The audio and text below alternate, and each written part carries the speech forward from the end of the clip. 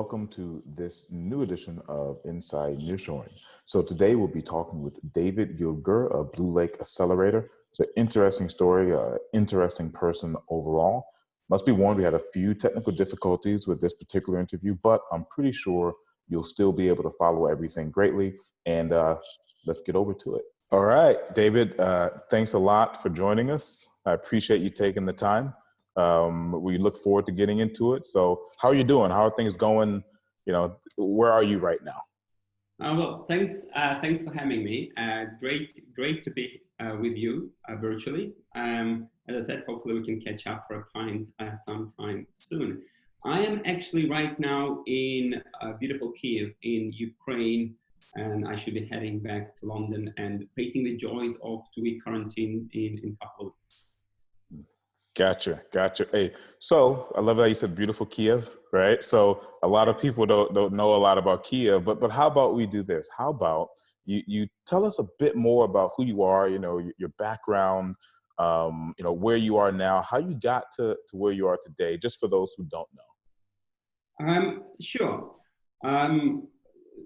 My career started in the city of London, a very typical kind of finance job, and after 6-7 years of doing it, I decided that I wanted to have some excitement in my life. And as I am originally from Ukraine, I started Vimes Consulting, a company aimed at linking up Ukrainian and British or European businesses. This mainly centered around finding amazing companies, undiscovered corporates, you know, your tractor manufacturers in Ukraine that can benefit from foreign investors, and on the other hand, working with foreign corporates, private equity or family offices types, and helping them to make sense of the insanity that Ukraine is. Then there was Maidan revolution, and if anything, we decided, then there was a small team of ours to double down and to put all our efforts into building up those links and opening up Ukraine to foreign investors, corporates, and other participants. About 2-3 years ago, we started to notice one of those secrets, that not really a secret, that Ukraine is pretty damn amazing when it comes to IT. Yeah. So probably many people know Ukraine as one of the powerhouses when it comes to IT development. Lesser known fact is all that talent, all those programmers, it's all have been now translating into a lot of early stage startups. And we started to find ourselves shifting from kind of this from the very traditional industry, your manufacturing, your textiles, towards IT, and then gradually towards startups. We did our first investments a couple of years ago, and while really cool, really interesting, we thought that those companies, those startups, they need something extra. Money is undoubtedly important, and I can talk for ages about the lack of capital in Ukraine and the interest rates that are in 20-25%, when people are whimpering about mortgages of 0.25% in the UK or US. But aside of capital, we saw that those budding future tech giants, they need a bit of more hands-on support for many reasons. And this is how Blue Lake was born, with the aim and the goal of having this very specialized and very kind of unique structure that finds, identifies the future Grammarly's, the future GitHubs, and all those other amazing startups at very early stages, invests in them, but more than that, actually provides a hands-on support that those guys so desperately in some cases require. And this is where we are right now. We've been operating fully in this manner for the past 12 months. Right now, we are fundraising for a new venture capital fund, which is going to be specialized in working with early stage startups in Ukraine and other developing countries. And yeah, this is where we are at the moment, and it's been exciting times. Yeah. Yeah. So I mean, with that being said, it seems as though, I mean, you're really on the cutting edge, and you're getting in and speaking to these startups, and who knows, you'll maybe be attached to the next unicorn, right? That's always great to help these Yeah. startups grow and build. But you must also have an interesting perspective when it comes to innovation and the things that you're seeing. So I'd like to get your take on that. What type of innovations you're seeing, whether it's in the industry itself or just as an accelerator. But before we get into that, what is the significance of Blue Lake, right? Is there a particular reason why it's Blue Lake Accelerator? Sure. I think most of our listeners will be aware of the blue oceans, but a quick reminder: there's a theory that a successful large enterprise should be seeking ways to offer their services in a manner that doesn't actually compete with the existing market players, but actually creates a new marketplace, and then happiness all around for customers and for the company that it's first out there.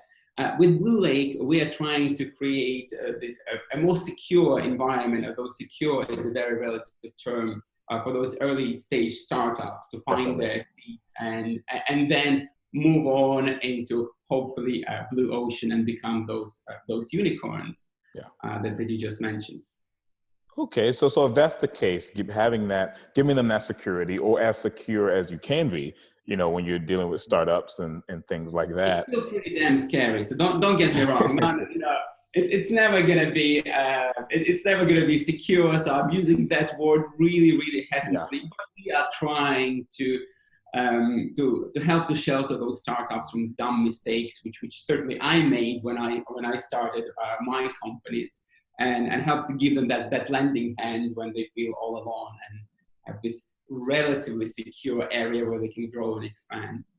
Gotcha. I mean, it seems as though, and I can relate to a lot of startups that I've worked with in the past, where they have a great idea of what they want to do, but putting all that together, now that's a completely different thing, and understanding the pitfalls and everything. So I can imagine you're very busy. I can talk about this for hours. Ideas are almost nothing. I think we, like many other VCs, we can't be bothered with NDAs these days. It's like ideas, fine, your brilliant idea.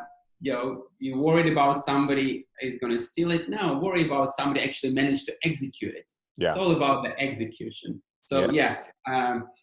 Ideas are great, but it's getting through that initial phase and not letting that idea die. That's the tricky part. Yeah. So sometimes I look at it, even if I look at something from a sales or marketing point of view, often it's who can market it first, right? A lot of companies do the same thing, but then all of a sudden they'll say, well, we use this special piece here that everyone else is using, but they're the first ones to say it. And nobody cares about who was there first. It's consigned to the history books.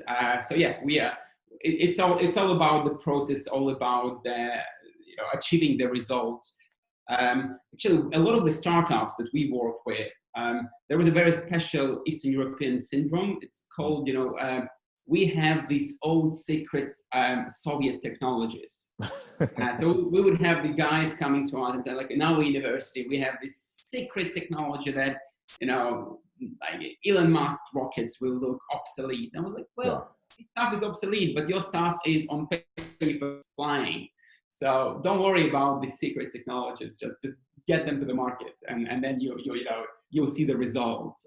But yeah, that's the difference, I guess, in the mentality. One of the things we can talk about later on. Well, definitely. But you do touch on something interesting. Even with that, you talk about the innovation, right? So let's get back to that. With your position, how you've positioned yourself as an accelerator, and your work with, say, VimesVC and Vimes Group, and bridging a lot of gaps and making a lot of connections. What have you seen? What type of innovations are you seeing in the industry, and how has that changed? Maybe you saw something a year ago, but now COVID's there, and now you're seeing something else. So I'd love to get some insight on that from your perspective.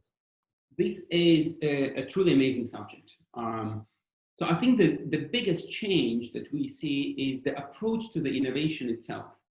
And this is the approach on the corporate side of things. So if previously we could look at innovation almost as a kind of a two-tier process. So you will have your large corporate conglomerates, you know, the global names, that they do have their R&D, which is aimed at marginally improving their product that they can roll out, you know, a new and improved and more expensive offering to their customers on B2B or B2C side. And then there was kind of this narrow area where people like Apple and Amazon's place and Google's, who are the innovation leaders, and they are almost kind of in the league of their own. Right now, the approach has changed.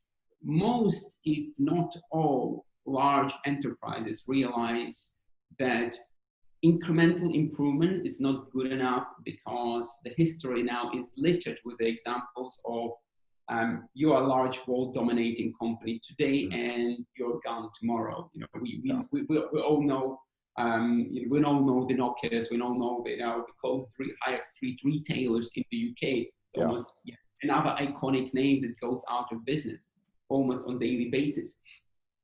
So the approach, the biggest change which we see, funnily enough, it's not on the startup side of things, they're business as usual.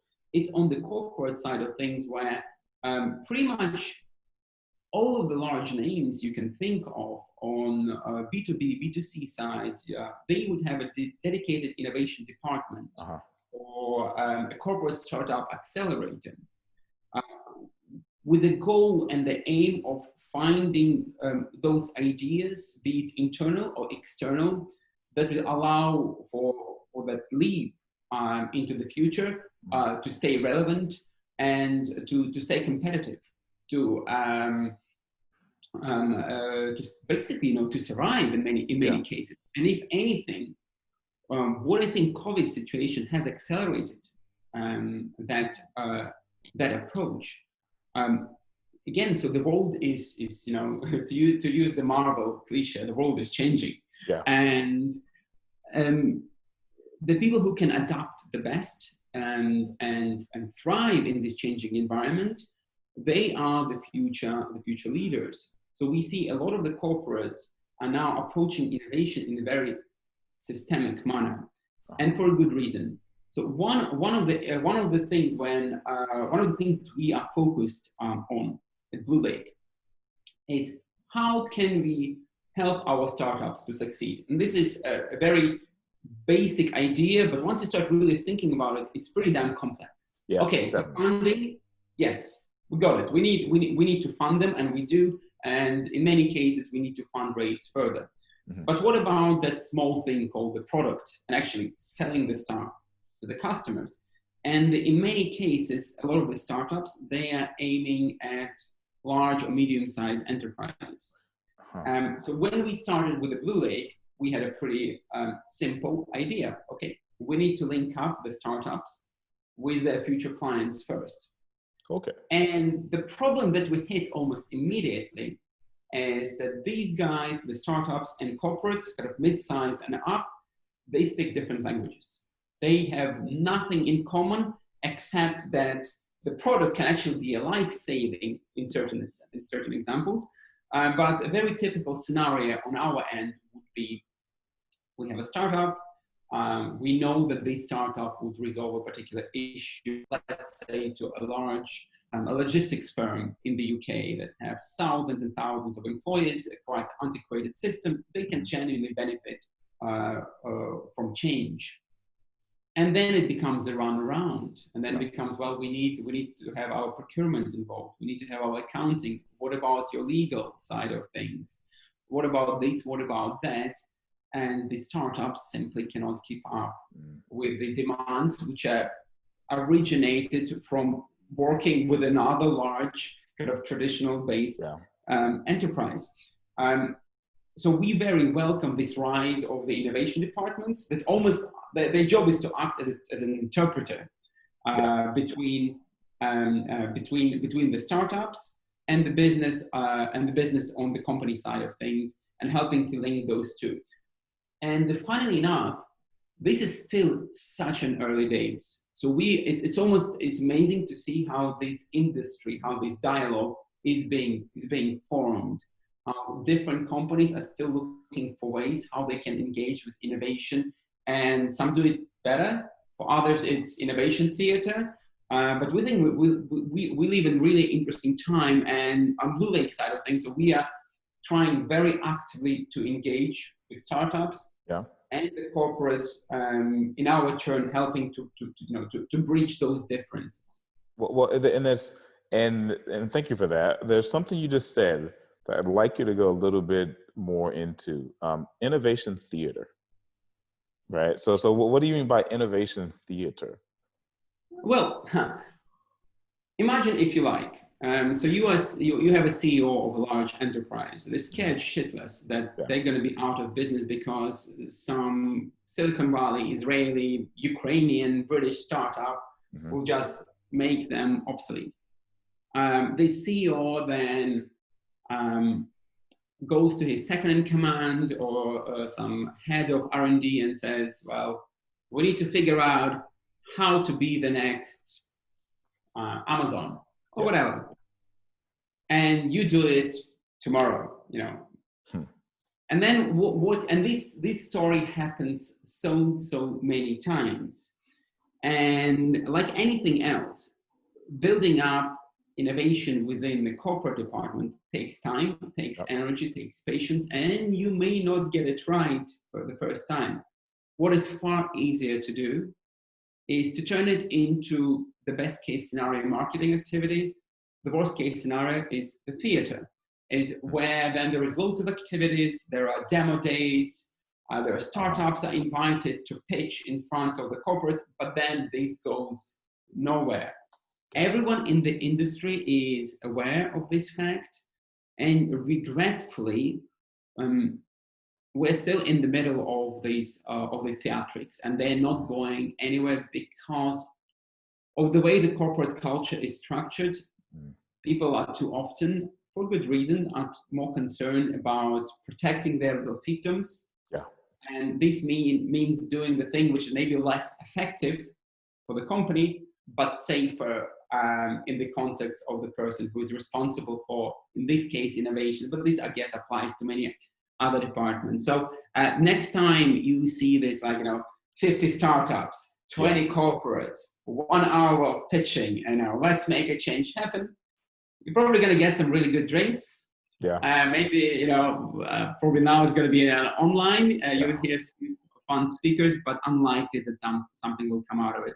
Things that do come out of it are things that do happen, that do work.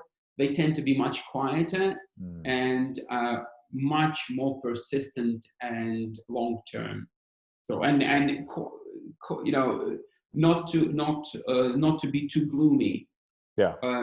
We see so many great companies that do a really amazing job, that take it really seriously. It's often not glamorous. People don't hear about it, but once you start speaking with them, they're doing the right things, and it's just a pleasure to be part of it. Gotcha. So it sounds like, that's part of the process now, right? When you're preparing the startups, right, to understand that, hey, this is kind of innovation theater, but it's not completely gloomy, right? You can get things out of it, but more often than not, it's going to be a longer process, and the things that happen will be kind of behind the scenes, so to speak. I think pretty much 80% of what we do with startups, it can be summarized for what you just said. It will be a longer process.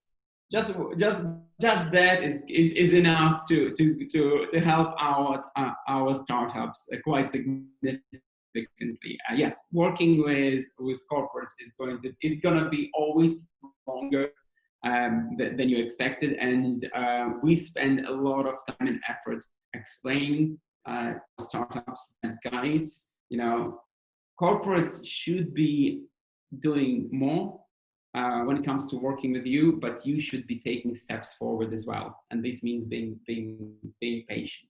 Okay, so now with that being said, talking about innovation theater, obviously your approach with startups is important to understand. And of course, like you said, it takes time, but I guess that's not really, it's hard to market that, right? You can't put Blue Lake Accelerator longer than you think, right? Like you can't, right? You can't really, put that, Oh, right? man, I think maybe we should, but you're right. It's not gonna be a popular tagline. No. Yeah, exactly. Yeah.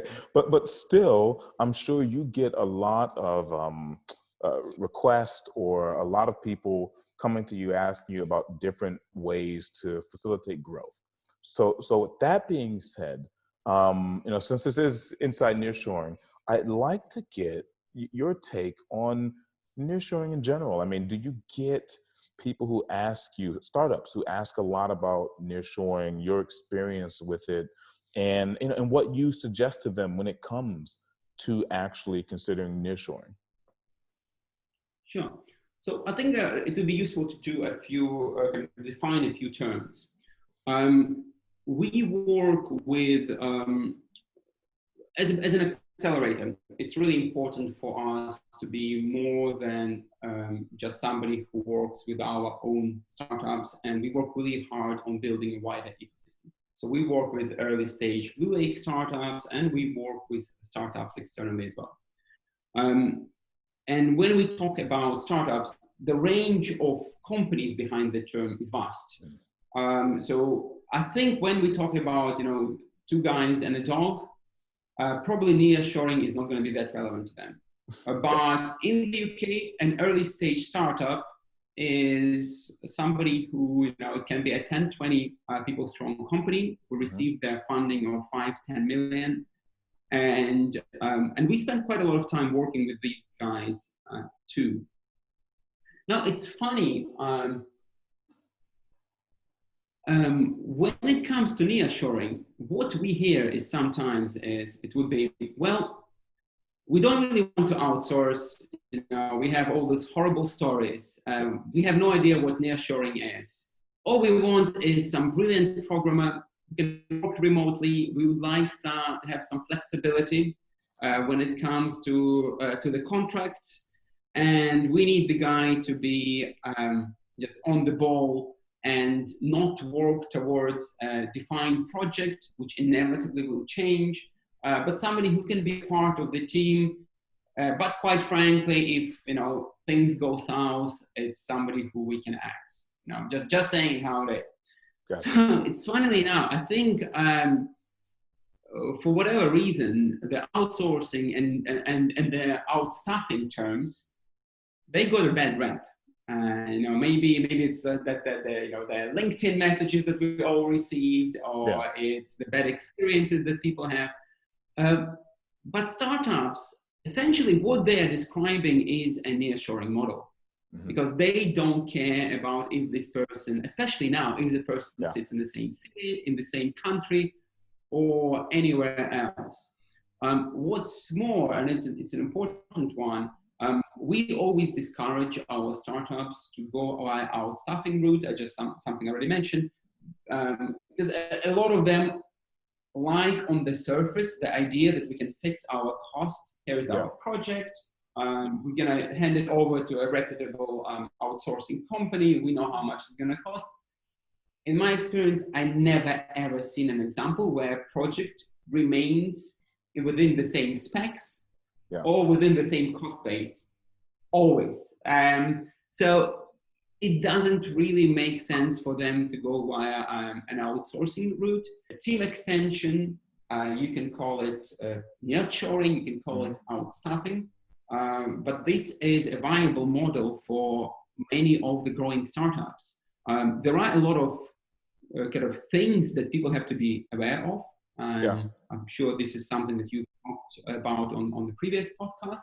It's about with the team selection, with making sure that people have kind of the same attitudes, that they're truly becoming an extension of the team. But done right, these exceptionally powerful that we encourage startups and indeed our corporate partners who are frequently in a very similar position, the guys from the innovation departments as our startups, they have to implement something rapidly. They have a project where they're not quite sure where it's going, and they find it difficult to find the resources internally.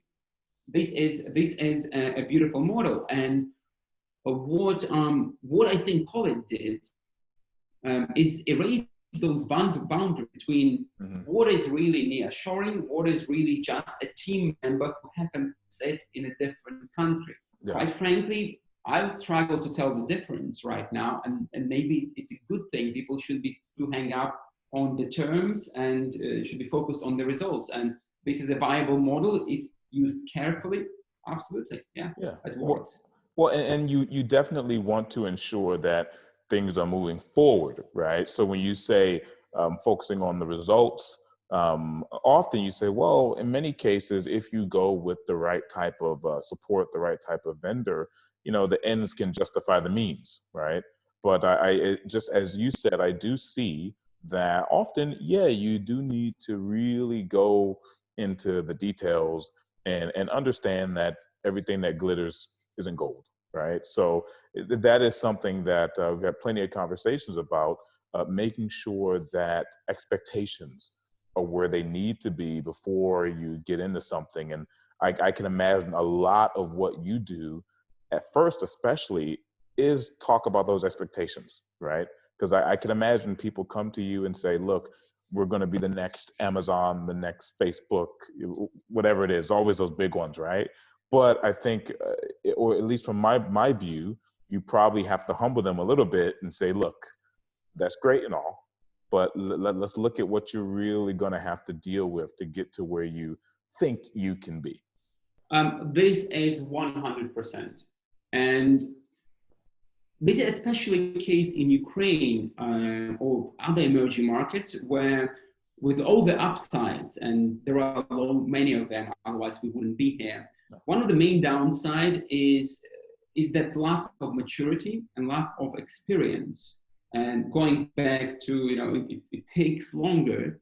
Yeah. And I think a lot of the startups in the emerging markets and many in the more established countries, they may be addicted to the stories, the stories.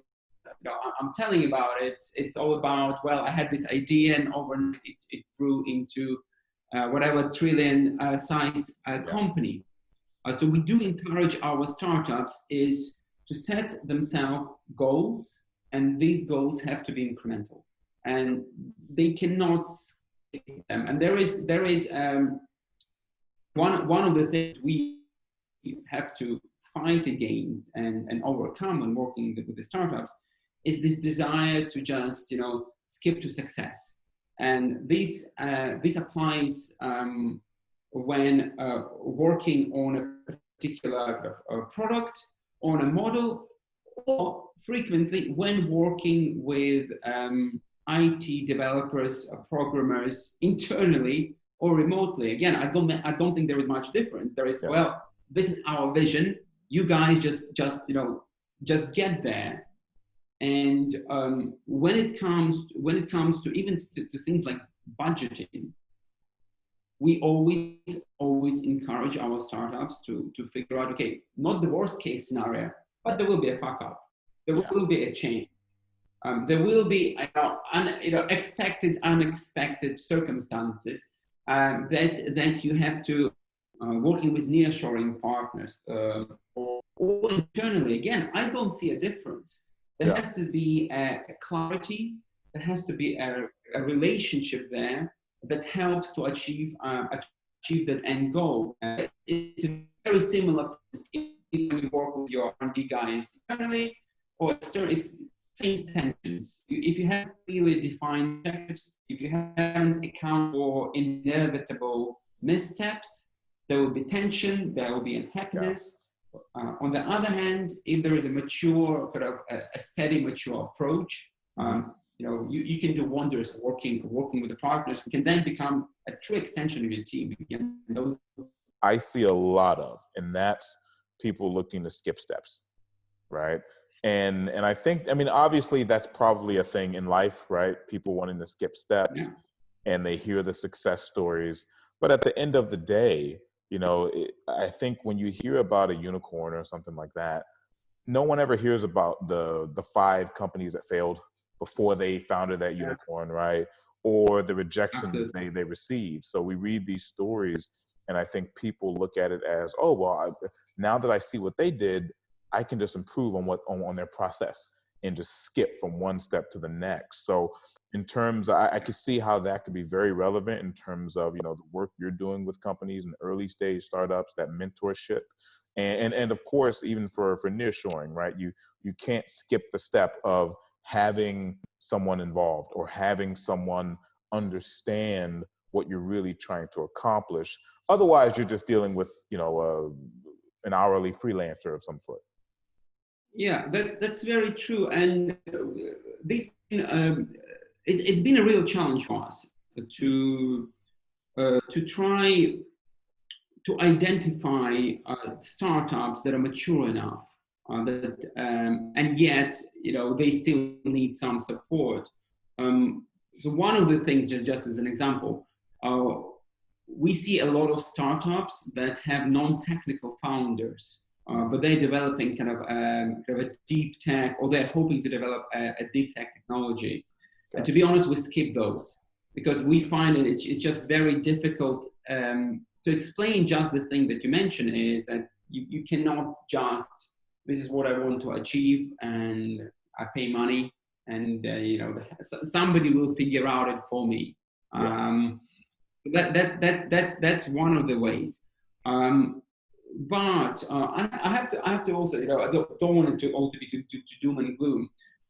We do deal with a lot of repeat founders, with a lot of guys who have been knocked down and then they got up.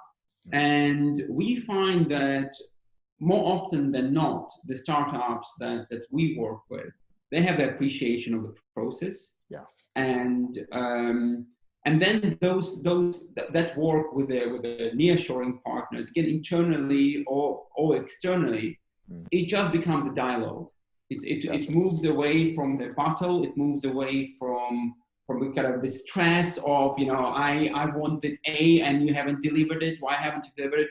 More towards, okay, this is how we evolve together. And it's a beautiful thing to behold, to be honest. That's how, like, okay, this is why we're doing what we're doing. Oh, right. Now, see, that's a much better catchphrase.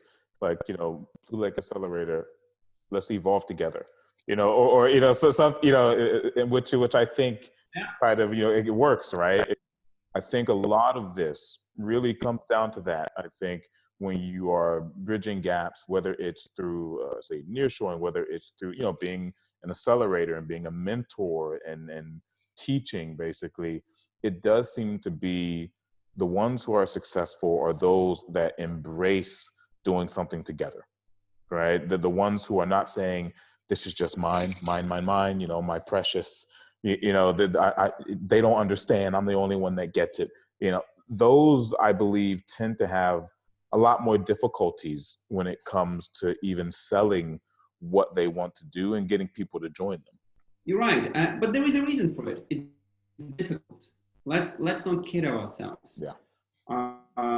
It's always easier to try to force your vision and then assume that everyone around you is an idiot who doesn't buy in, rather than finding ways. And this applies to everything.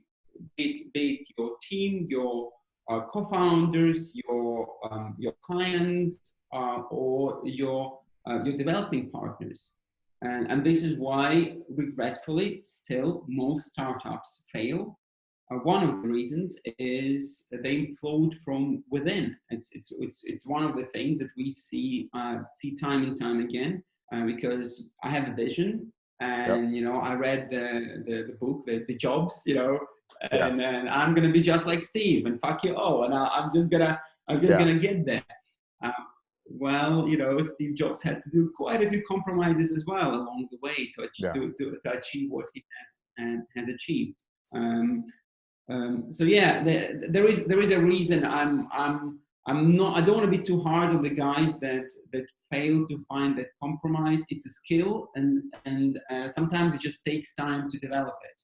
But once you do, it's a powerful tool indeed. Gotcha. Well, and it's also something, like you said, that comes in time. So there are plenty of maybe 20, 21-year-olds that have amazing ideas, but they haven't figured out how to compromise yet. That's so true. So when we started in Ukraine, our first cohort was, and again, we are learning as well as an accelerator. I'll be honest. Our first cohort was predominantly made up from kind of the bright students or people who have just graduated, and there were maybe 2-3 startups that consisted of kind of more mature entrepreneurs that were further down the line in their career. We believe that we have those amazing startups made up from founders, those students that they have burning eyes and great ideas. But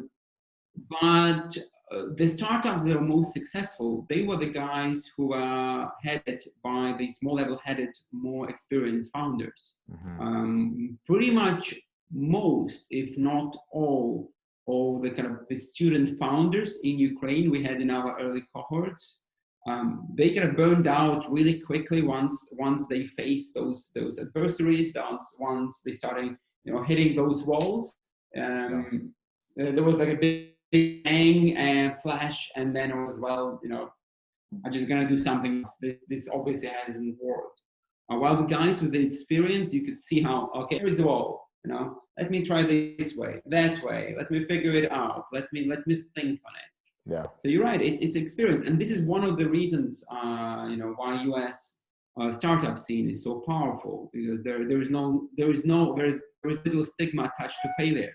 It's people are not okay. I don't want to make it. I don't want to make light of it.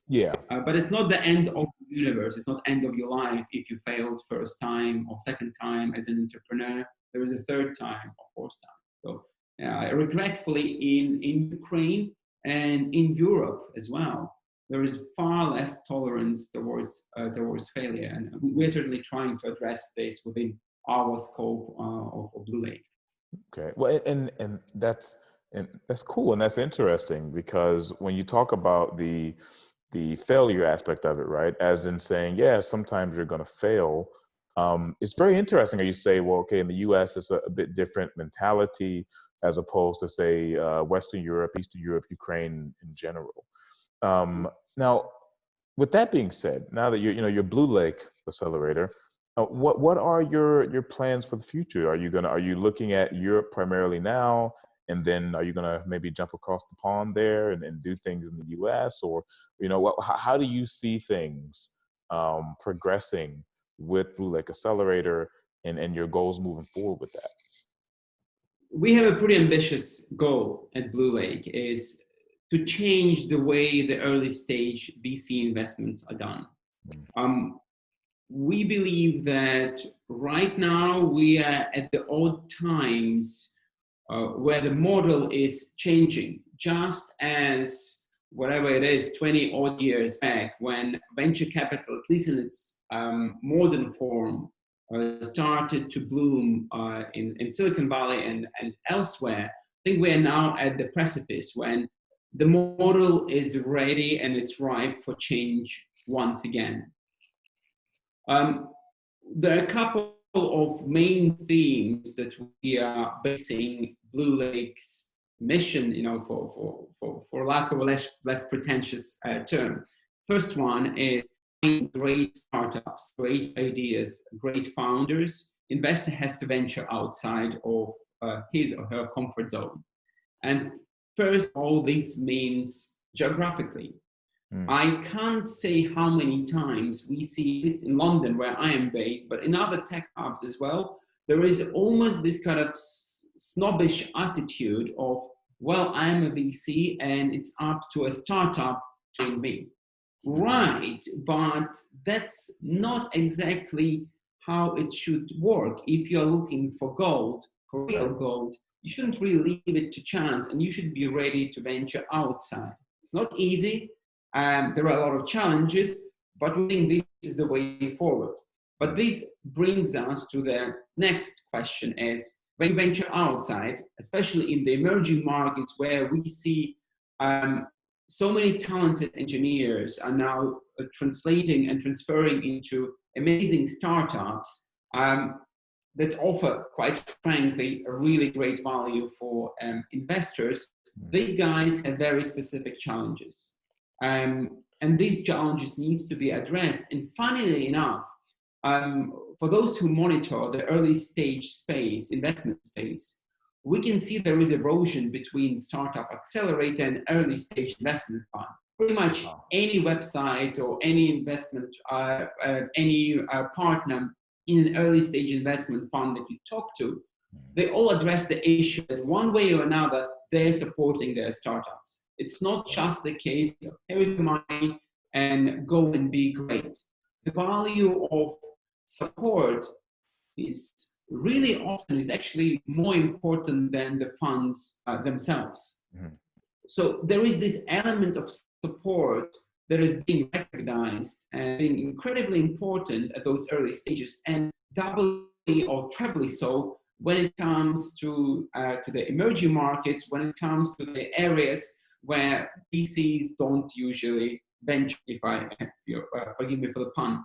So this is the second part where we address in the Blue Lake Accelerator via our program. And finally, the third, turtle on which our vision is that those programs have to be tailor-made for each of the startups. When the accelerator model started, it's traditional to ascribe it to Y Combinator and shortly to Techstars. And up to this day, it tends to be pretty rigid for most part. There are loads of variations, but more or less you have your cohort. Then it's like a mini MBA for the founders, with the fundraising element quite predominantly thrown in. But really, is this the right way of doing it? Because you have the founders, they're not children, especially as we talked earlier on. These guys who have their own life experiences, and some of them are probably subject matter experts, and they have to, and often sit through those acceleration programs, listen to people who are quite frankly less experienced than them in that particular subject. So our approach is we work with startups to figure out what support they need, and then it was just on those aspects.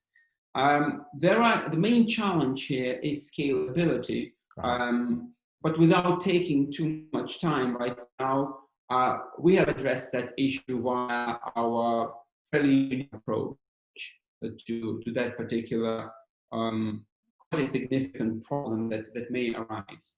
So yes, to recap, is our approach is different. We go out there and we actively look for those hidden gems.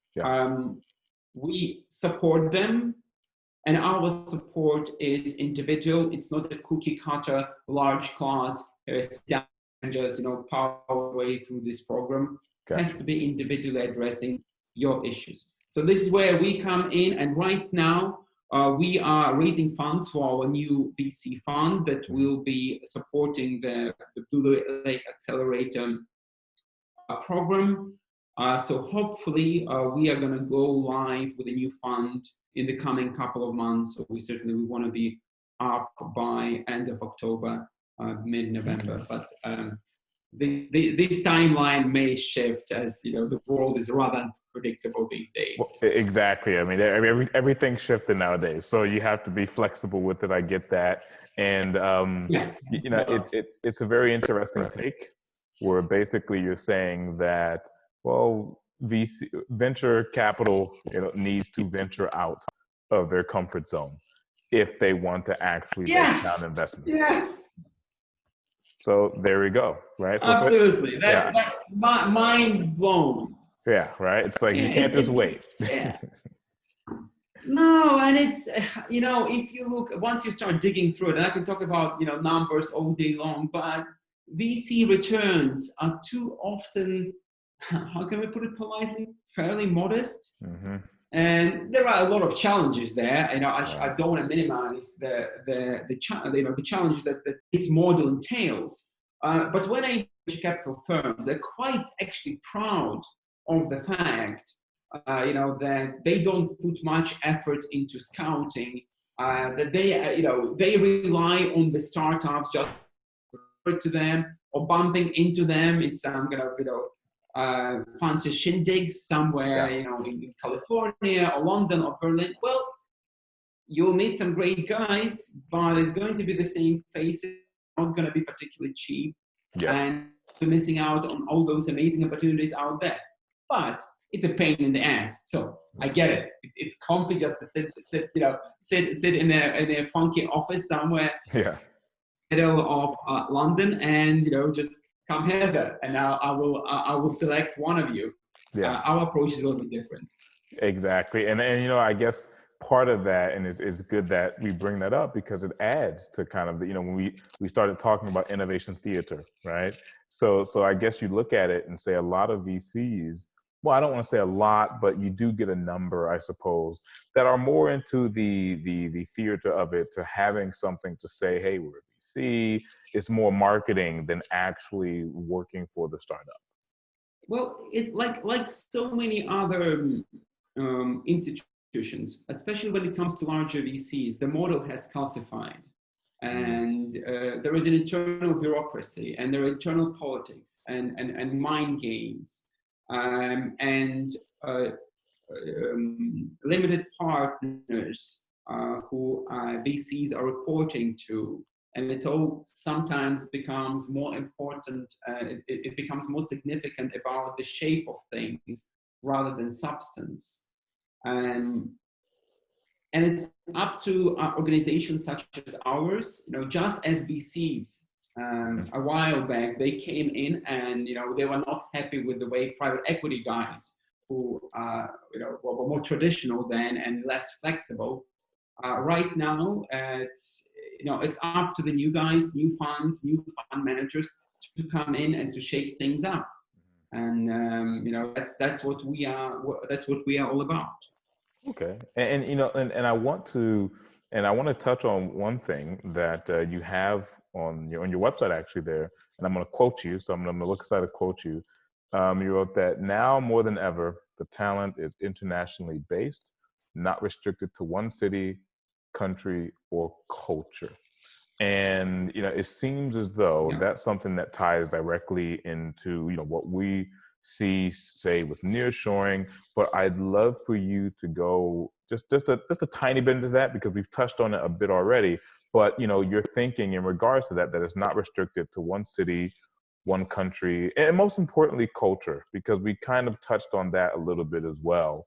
But the cultural aspect of things, how important is that when it comes to, say, tech, for example? Yes, and we wrote that statement before the COVID. Yeah. And if anything, the current state of affairs has, put this idea on steroids. So looking at the tech scene as a whole, up to fairly recently, there was an obsession about moving towards a tech center, Silicon Valley, or your Berlins, your Londons, the usual suspects. And it's always was kind of intertwined with an idea of that success. To be successful, I have to be physically present, in that particular. The problem with that approach is, for financial reasons of a background, for visa issues, something as mundane as that, the flow of startups that actually can make that transition is pretty small, and it has nothing to do with the talent or with the end product, with an idea, with a startup. Sometimes it comes down to the dumb luck. Have I got the money to make the relocation? Do I have the necessary papers to get the appropriate visa in EU, in the UK, in the US? And we have all those guys left out in the cold. At least this used to be the case. There is no logical reasons why they should be so. And as we see, as the market itself moves towards being fairly agnostic. It used to be the case of you can't go wrong, you can't get fired for buying an IBM. People are now far more open towards, I want an idea, I want a solution that actually solves my problem. And if you are a startup and if you're based in India, in Ukraine, in Israel, fine, power to you. There is a bit of a meritocracy that is emerging when it comes to where you actually base. Your offices don't have to be squeezed in the square mile in London. So this used to be the case before COVID, but let's not kid ourselves. The power of interaction is still a significant thing, and there was still the kind of the handshake approach that a startup had to do with a potential client or with an investor. I think COVID has just broken that remaining strand and tore it to shreds. We ourselves, we've done a couple of investments throughout the quarantine period, and we never seen those startups. And we know many, many other investors that are doing just that. People are working remotely, and we're coming to the era where there will be people hired right now who haven't seen their colleague physically and are not likely to see them for many months, or God knows, or maybe ever. And that's the new norm. So right now, the physical location is no longer being restricted to, you have to be based just across me. What and just latest trends have also been very, very significant in the area of the culture, something that you touched on, and I think it's super important. Right now, a startup in China, anyway, has access to the same resources, same Harvard Business Codes, same Y Combinator materials, same research articles, online conferences as their peers. So if you could argue, and you could argue quite successfully, that, well, if you're not based locally, you have no chance because you're just not going to understand the culture, you're not going to get the environment. Still an important factor. If you want to sell in New York, it's a good idea to be based in New York. But right now, is it a killer? Probably no. And the way the trajectory where this is going, I think every day is going to be less and less important where you're from, what your background, and more important about the result. And finally, we see a trend now in the US leading the way, but global, about people becoming more and more aware about equality when it comes to ethnicity, when it comes to gender, when it comes to other things. We are not out of the woods yet, and this is a real issue. But again, the trend, and let's look at the trends. It seems to be, long term, the right one. You're not going to get involved in the politics and the right and wrongs, but it's good to see that we can all agree that it's about the content of the character rather than anything else. And it seems like people are taking it seriously. So everything, when it combines, all right, does it really matter, if a startup was registered in the US or their office is based whenever, or it matters what the guys produce? And I think, like ourselves, like many other VCs, we're becoming more and more comfortable with that idea that it matters little. And many of my friends and colleagues, they just found out that they're going to be working remotely for at least a year to come. So I'm talking about the guys in the UK. Does it now, again, coming to the issue which we talked earlier about the nearshoring and the IT development? Again, does it? In my mind, that border is becoming very, very thin. What is the difference really between nearshoring and people working with you and they happen to be registered on paper in a different structure? They have a different arrangement with the HR. I think it used to be important. People used to be quite proud of the headcount. No longer. And I think these are the good trends in anything. They continue to accelerate. And again, something good is coming out of this pretty horrendous situation. Yeah. And this kind of equality and being agnostic when it comes to country, area, region, and just focusing on the results, be it startups or service providers, I'm all for it. Yeah, I guess now we look at it and say, hey, if it works, it works, right? And that's the important thing, right? Now I think what's going to happen is it's basically finding new ways to make connections, knowing that, like you said, you may not meet someone in person for quite some time. And when you do, I expect now to have a lot more conversations with people saying, hey, you're taller than I thought you were, or, something like that, because you don't get to meet in person. So we do see, and I've seen some changes in that, and it's interesting, right? I think we're in for some interesting times regardless. And it seems as though you see it from one point of view, and you get to see it from, not only as an accelerator, but the people that you mentor. I would assume they come to you with the same issues. So with that being said, just to get one more thing in, because I know I have to let you go soon. Two things, right? So one would be, as a question, one is, we've talked about culture, right? We've talked about the nature of working remotely. If a startup, early stage, comes to you and they want to know more about tech, what would you say is the most important step for them to ensure that they're going to be able to meet those tech needs or have consistent growth in terms of development? What can startups do to ensure their growth and development, if I heard you correctly? Yes, especially when it comes to technology. I think it's a twofold solution, if I can say so. There isn't a relay solution, but at least a twofold approach that can maximize their chances of success.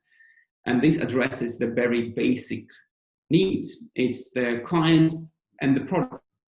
And if you focus on those, you can't go wrong. When it comes to clients, we would encourage the startups to start developing those relationships from the word go, even before your product is ready. Don't wait for the magic moment when all things are good and you are ready to go. Start early, start building those human contacts, and be quite honest. Hey guys, we're not quite there yet, but we would like you to be aware of us. And if you don't mind, we'll keep you updated with our progress and development. Great. That works like a magic. About too few startups utilize that. Too many founders are waiting just for the right moment to then explode into the market, and then there is a cold shower waiting for them there. Yeah. Well, that's something easy and something that can be done. When it comes to technology, this is the core, and we see a lot of startups. I don't want to throw too much at them. It's understandable. They get fixated on one thing. It can be often it's fundraising or solving a particularly difficult issue that can it can be a team issue or whatever. It all comes down to product and the underpinning technology, underpinning tech. In the ideal scenario, you should have your co-founders that are, they have tech background, they have the relevant skills, the relevant knowledge, and they're pouring their heart and soul into your product day in, day out. And this is it. There is no magic. You need to be ready to scale things up. And this is what we see quite often where startups, they stumble, is when the product finds the initial success. They're not ready to scale things up. They're not ready to move forward. And this leads to, well, we've done all the hard work. We have the clients who are interested in what we are doing, but they actually require some sort of additional tech support, and we don't have the right people. And then this becomes, the race for recruitment. And we see so many times, the startups feverishly advertising, we need some people urgently to join our team yesterday. This is not super effective either. So they need to be a roadmap. As it's tricky, but for your product development and where you go when your product finds success. And if it's the team expansion, start planning it ahead. It's pretty damn difficult to find the right people. Yeah. If you're planning to work with external partners, great. Start building those relationships just with your customers. Start building them early. Find the guys that aligned with you, not only skills-wise, but philosophy-wise. I can't put it. It sounds a little bit esoteric, but I can't put it any better than that. So you have that support when the time comes. So I think if a startup focuses on those two things, it's going to be in a good place. Gotcha. Okay. Well, I started by saying we'd have two questions, but I think you've answered, everything that I would have asked in the second question. So thank you for that. And I think at this point, I know you have to get going, but I do want to thank you for taking the time. And I know it's not easy. I know you got a lot going on, so I appreciate that. And before we go, I usually say, well, is there anything that I didn't ask that I should have? Right? What are you up to? Is there anything else you'd like to add? No, I think we've been pretty thorough. I think we're right now we are at the times where they're challenging, but in a year or two, we're going to be looking back and thinking that this was the time of opportunity. I genuinely do think so. And I would encourage startups, corporates, innovation departments, to see these as this is the time now to take actions, to plan ahead, rather than waiting for the things to normalize. Yeah. The time is now, and this is the opportunity either to be taken or to be missed. And let's make the most of what is a pretty tough situation. Great. I completely agree, and I say, yeah, let's end it on that. The time is now. So anyone that's interested in starting a company or building or growing, anyone that's interested in tech support or reaching out and crossing borders, this is the best time to do it. So the time is now, and I guess now it's time for us to say goodbye. So I guess thanks so much, Alfie. No worries. I appreciate the time, and I look forward to us catching up in person, face to face one of these days, and continuing the conversation. Thanks a lot, man. I appreciate it. Sounds like a plan. Have a great day. Cheers. All right. See ya.